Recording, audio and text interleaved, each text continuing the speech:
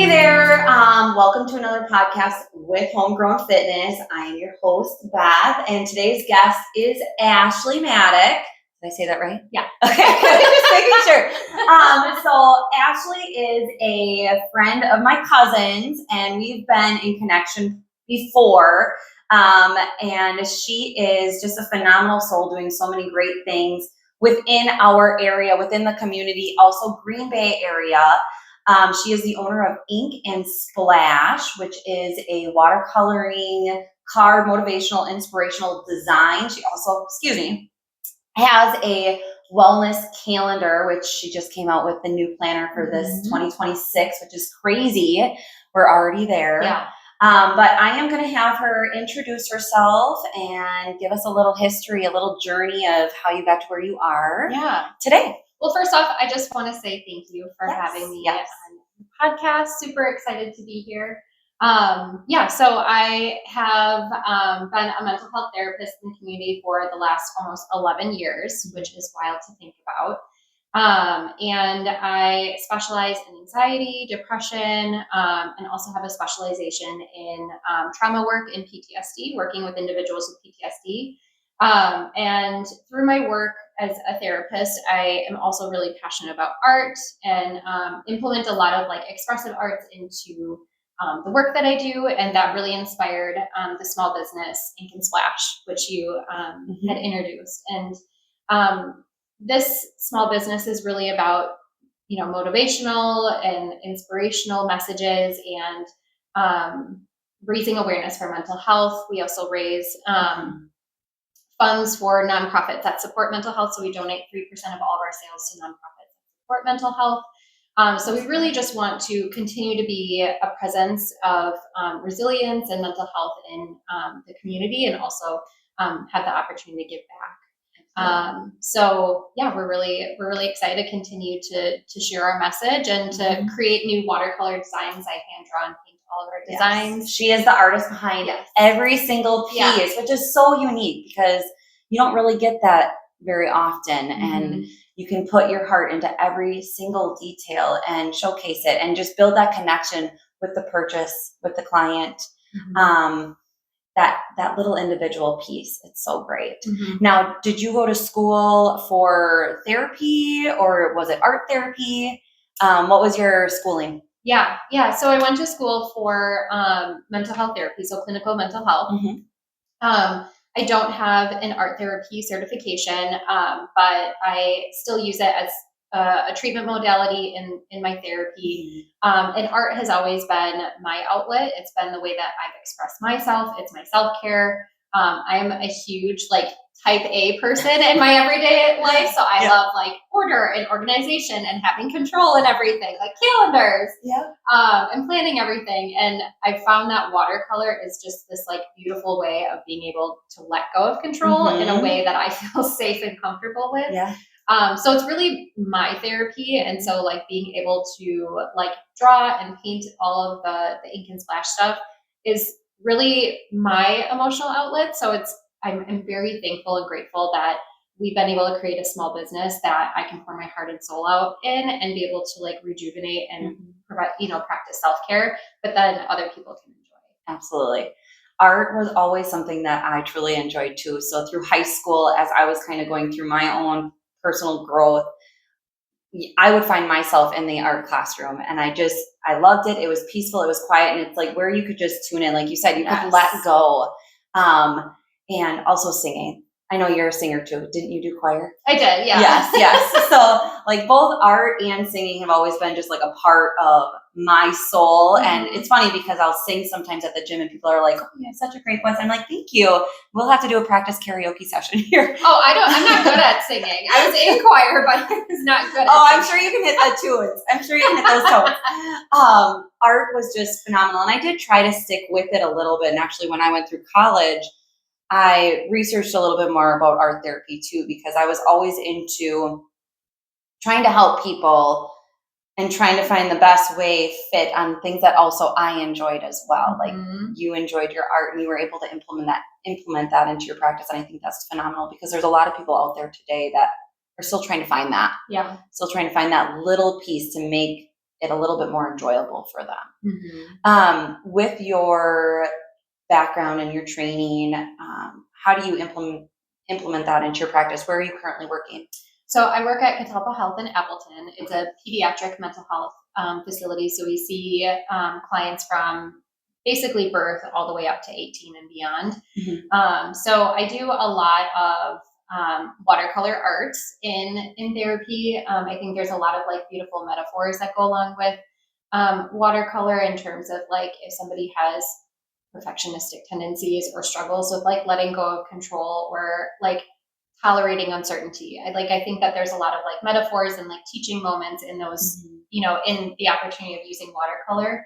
But I use a huge variety. So it can be anything from like music, movement, sculpting and using like clay and Play-Doh, role playing and acting, drawing, so collaging like with magazines. So it really depends on the client and like really thinking about kind of what you were saying before, like what's meaningful for this person. So like if I have somebody that is really passionate about music, I'm going to tap into that in terms of like expressive arts. Right. I know watercolor is like my favorite, so I use it a lot in general, like I'm biased. And I think there's a lot of great messages that go with that, but I think it really depends on the client and what I'm pulling out to make it meaningful and impactful for them. What are some of the common barriers that you find with your clients? The youth is definitely having to overcome quite a bit of obstacles and trials at such a young age compared to like when we were in school. I mean, we probably had those challenges, but we face them a lot differently than how they do. So what are some of those common barriers? I think just like, youth and like, I think everybody navigating technology in general has been an adjustment. I think both for like the parents of my clients, but then also clients, like at what age is it appropriate to start providing like personal devices and like exposure to social media and like what are the implications of that or like the impacts of like how that impacts like self-esteem and mental health. And also like as positive as we might perceive like constant connection, what are the potential barriers or like implications of that as well? So I think that there's been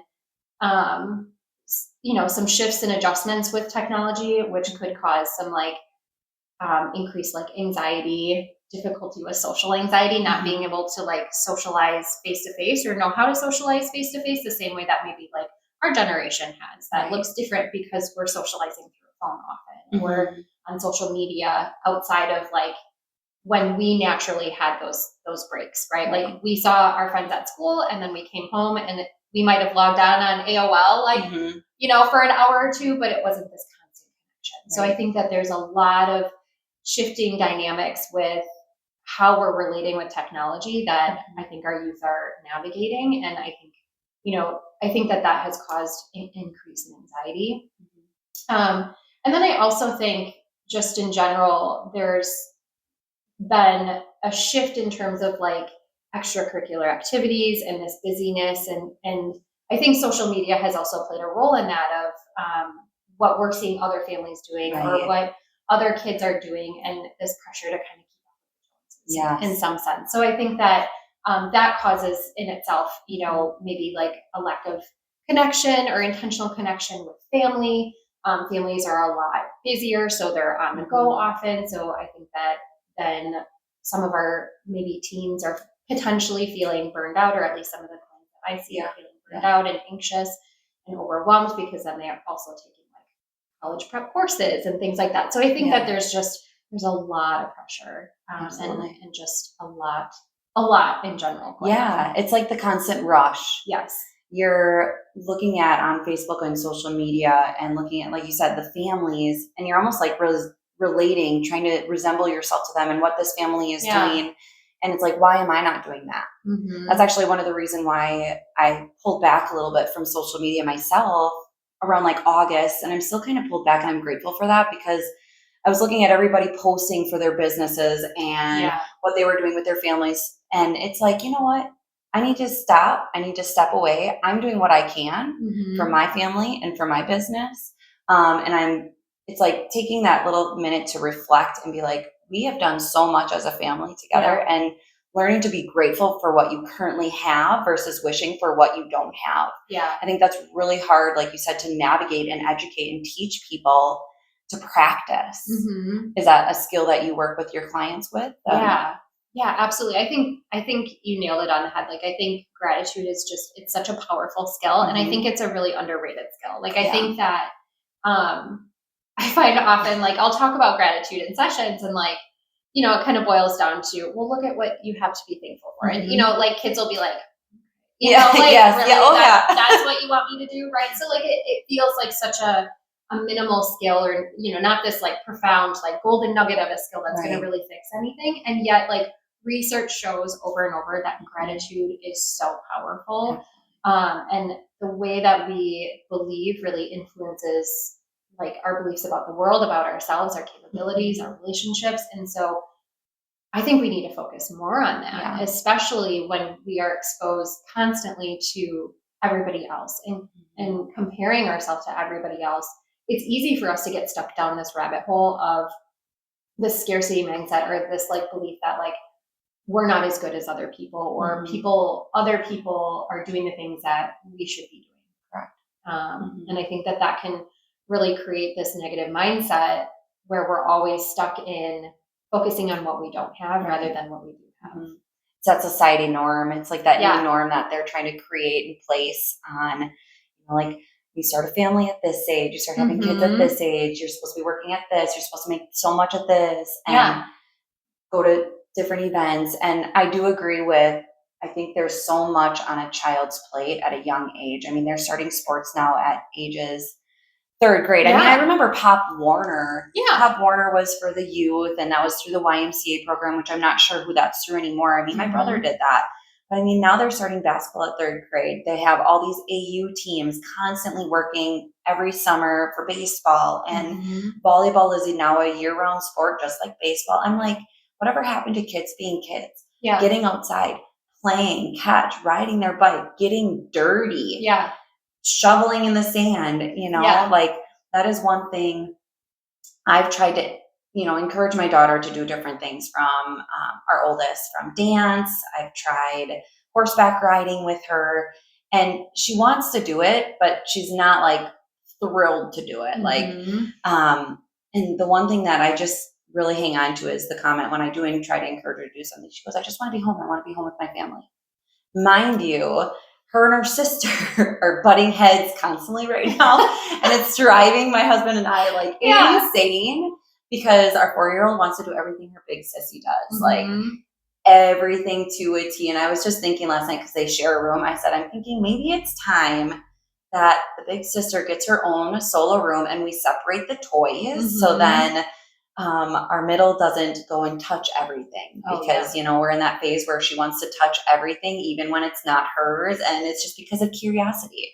And she wants to be like her big sister. And it just makes me laugh, because I'm like, oh my God, you want to continue to be home with your family. But I do enjoy not having to rush somewhere in the evening, especially when it's the rush out the door to make it to school on time. I am making it to school. I haven't been tardy. So for the most part. I love it. Like, when you get that tardy report, like, we're slowly decreasing the amount of tardies that we have.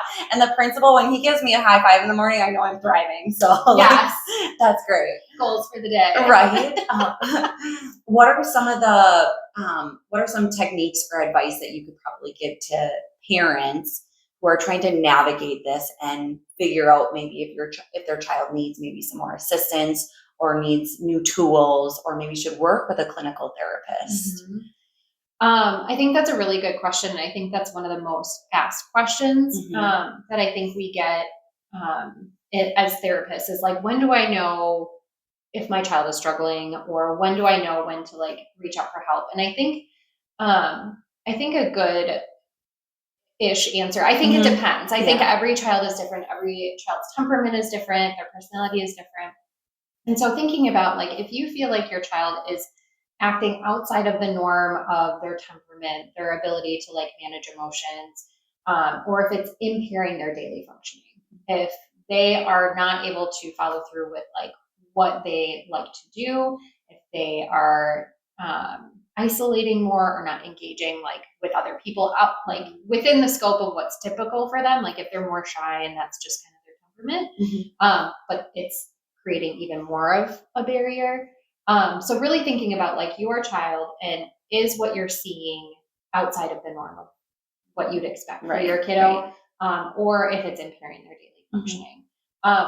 I personally am a huge advocate for therapy. So I also think that like, if you think that your child could benefit or you could benefit from therapy, like by all means go. Absolutely. I think everybody can benefit from therapy. I myself have been in therapy and I think it's amazing. I think anybody can benefit from it. So, so I think the answer depends on who you're talking to, and also everybody can benefit from learning new tools. Absolutely. So I've been through therapy and it's just great to go to talk to somebody to help validate what you're truly thinking too, and maybe redirect and re-guide. And that was my biggest thing, is everything that I was thinking and processing, I needed to have that outlet. I mean, my husband is great. I can talk to him about it, but I needed somebody a little bit more separated from my life and looking from the outside in, and to give me the tools to maybe help navigate what I'm feeling and maybe validate the feelings that I'm feeling are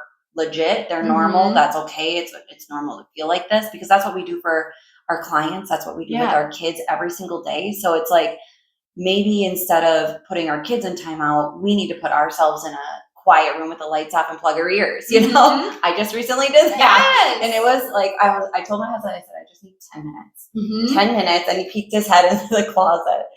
And I'm like, I'm just going to sit here with the lights shut off and my ears plugged for like 10 minutes. And he shut the door, he shut the lights, and it was great. I came back refreshed, ready to accomplish the next task. And the kids were like, where were you? I said, Mommy had a timeout. I'm okay though.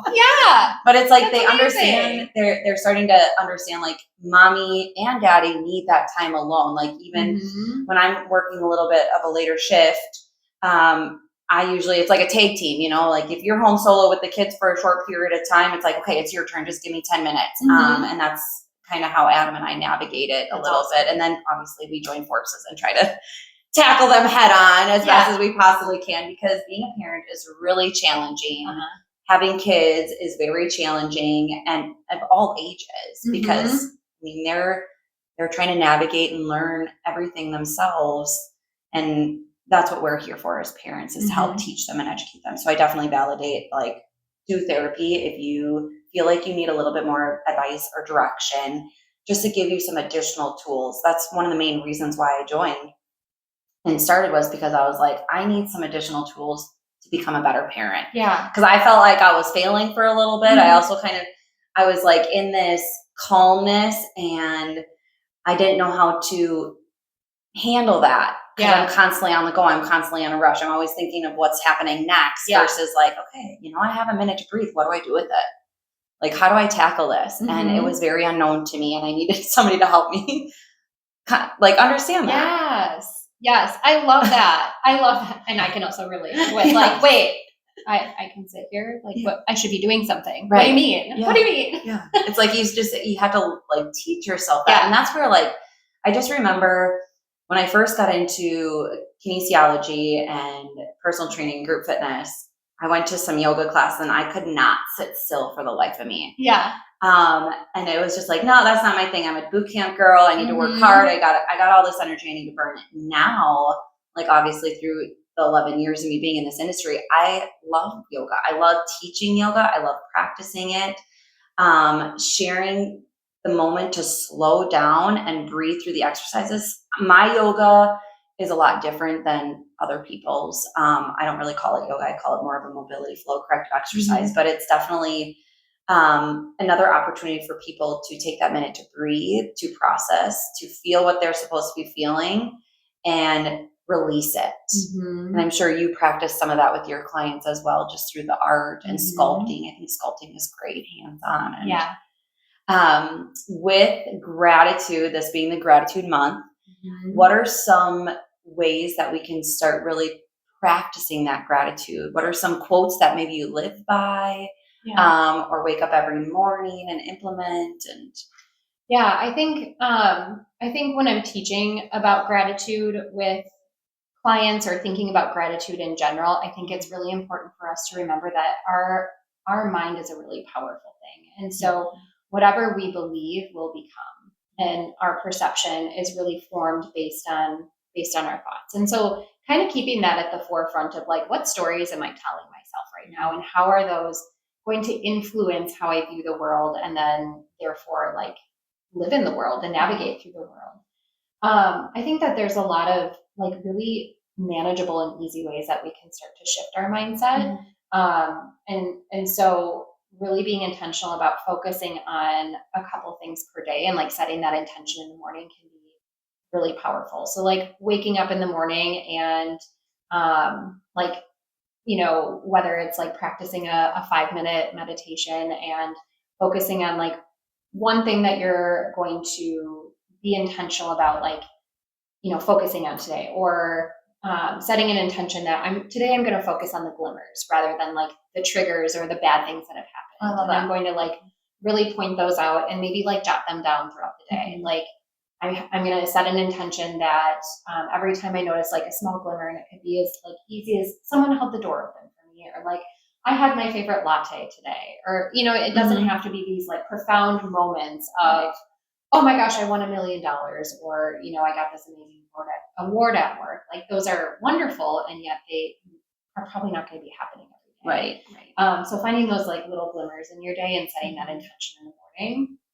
I also think it's really good for us to kind of have like mental checks throughout the day too, especially I've been trying to do this myself to try to like separate my day. But, you know, if I'm at the clinic all day and I'm focusing with clients and I'm holding space for other clients throughout the day, that's really heavy. And so if I'm going home with that energy, I'm kind of setting myself up for failure, right? So by the end of the day, a way that I might like kind of compartmentalize that is set an intention of what am I going to look forward to for the rest of my night?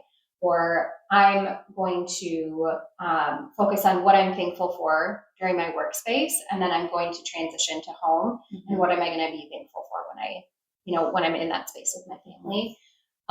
Ways that you can do this with family are, let's say you guys like share dinner together or share a meal together, going around the table and talking about like the peak and the valley of your day. So what was one thing that was challenging, but what was also one thing that was positive? So focusing on that, or you can do either like at bedtime or at dinner, like focusing on 3 things that you're grateful for, or what are those 3 glimmers that you can, and then just like verbalizing those and going around the table, right?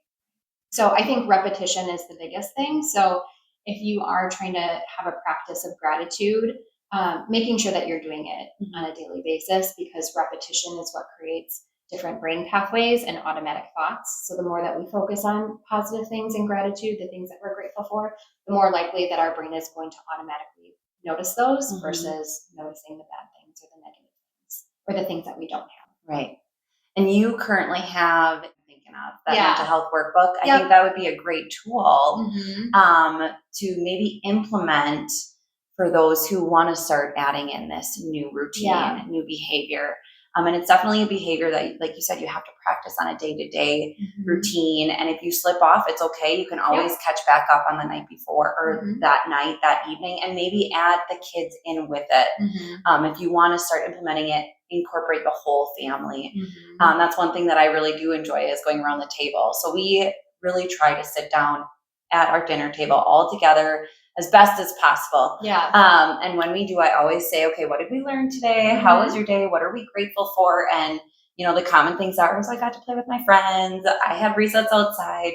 And then our youngest is usually like Kathy's daycare. Right. And then I'll go on my day. And then I ask my husband, and he kind of just raises his eyebrow like, we're working on him. He's getting there. I know he's grateful. He's just, a typical male, doesn't like to share their feelings and their emotions as much, but he's come such a long way. And I'm so, so incredibly blessed to have him by my side as I'm going through these roller coasters, because then he can help me manage them as well. I mean, we just complement each other a lot, and it's great. So tell me a little bit more about your Inkling Splash, and I will have her links on the bottom, but how do people order these wellness planners, cards, and where are you located? And I know you're in some shops. Yeah, so we don't have a physical shop for ourselves, Right. but we also are in a couple different shops in the area. So in Green Bay, my husband and I live in Green Bay. So in Green Bay, we have 2 coffee shops that we're located in, which are Taza, which is by the airport, and then the Attic, which is downtown. So they have the largest variety of our products. So if you want to shop in person, those are probably the closest ones to check out. And then people can also order on Etsy. We have a personal Etsy page that has all of our whole catalog of stuff. And then you can also find us in a variety of different shops in Wisconsin. We have different locations throughout Wisconsin and beyond as well. That's awesome. And I will share all of those links in the description below. And your business, she was explaining that she does everything at her home. They have the scanner. Kind of tell us about like the process of it. Yeah. So everything is located in our basement. So we kind of like revamped our basement to be like our little studio and production place. So we have 4 different printers. We have 2, they're all kind of like the high grade, like artistic printers, so they can print and scan at a high quality. We have 2 stand printers downstairs, and then we also have 2 smaller ones. And we print all of our own products. Everything is hand drawn and watercolored initially. We scan that in and digitize, and then we print everything ourselves. We cut, score, and package everything. Our workbooks, we are cutting down to size, binding and spiralizing ourselves. So really everything is literally handmade by my husband and I, besides our stickers, which we outsource to Sticker but it's a lot of work, and it's also really rewarding, and it's super fun, kind of like being creative and coming up with how we're going to package and sell our products too. So, well, and each design is handcrafted. And I think that's what's so unique about this. And you can have a storyline behind each design. And when you see that design, in the store, you can have that connection. And has anybody ever reached out to you about a certain design or how they felt or? Yeah.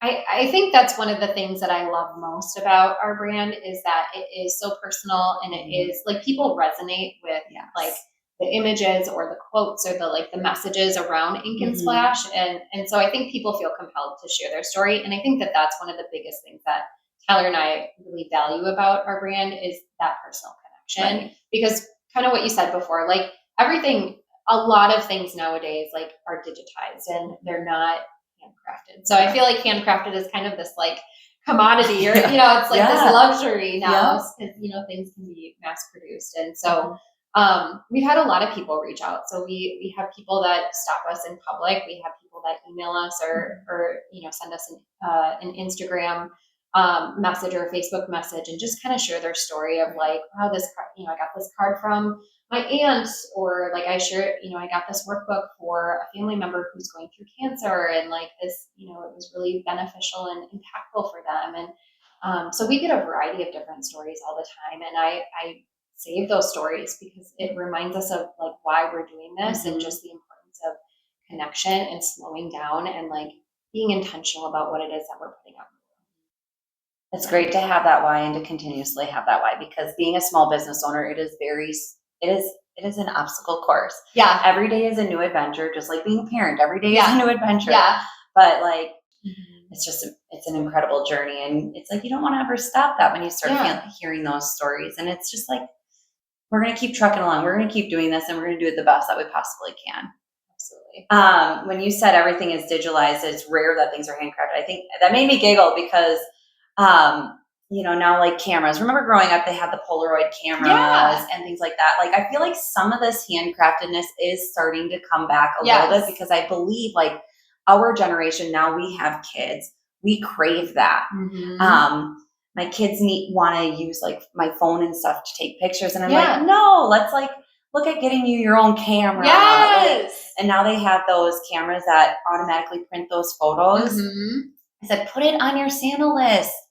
Santa's workshop could, his elves could probably make that camera for you. Yes. Oh my gosh, I love that. Yeah. So it's like, I just want to start bringing some of that back because I crave that. Like if I'm going to be trying to get off of my phone and away from the social media realm of things, and like, yes, there's some positives to social media. It's building the connections. Like this is how we've stayed in connection is through Facebook Messenger. So there's definitely positives from social media, but you have to be able to navigate through those positives and not try to wish for the things that you don't have, and understand like there's people that are influencers out there that are showcasing all the great positive things in their life and not really showcasing the obstacles that they've had to get to that point.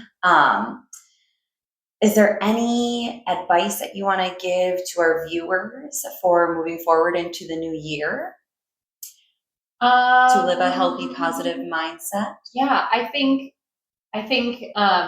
being intentional, kind of what you were talking about, I think being intentional about what we're consuming. I think, like I mentioned before, like we are what we believe, and what we consume really shapes what we believe. And so I would encourage kind of setting some intentions about what we're consuming on social media and through our phone. If we're doom scrolling, is that beneficial for us?